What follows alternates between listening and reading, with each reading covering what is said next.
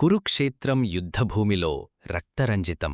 ఆకాశం కూడా యుద్ధక్రౌర్యాన్ని తట్టుకోలేక వణికింది.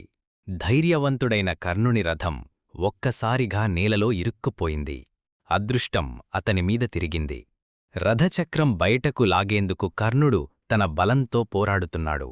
కాని సమయం అతనిని ద్రోహించింది. అప్పుడు గురువైన పరశురావుని శాపం గుర్తొచ్చింది. కష్టసమయంలో బ్రహ్మాస్త్రాన్ని మరచిపోతావు అని. ధర్మానికి లోబడి కర్ణుడు అర్జునుడిని వేడుకున్నాడు. ఒక క్షణం ఆగు, నేను రథం సరిచేసుకుని యుద్ధం చేస్తాను అని. కాని కృష్ణుడు అర్జునుడికి చెప్పాడు, ఇప్పుడే అతన్ని జయించు, ఇది నీ ధర్మయుద్ధం అని. కృష్ణుని మాట విన్న అర్జునుడు గాండీవాన్ని ఎత్తి బలమైన బాణాన్ని కర్ణునిమీద సంధించాడు.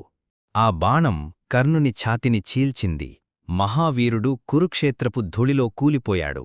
ఆకాశం నుంచి దేవతలు అతని వీరత్వానికి నమస్కరించాయి. ఎందుకంటే కర్ణుడు కేవలం యోధుడు కాదు, దానశీలుడు. కర్ణుని వీరత్వం, స్నేహనిబద్ధత, దానగుణం యుగయుగాలపాటు మహాకథగా నిలిచిపోయింది.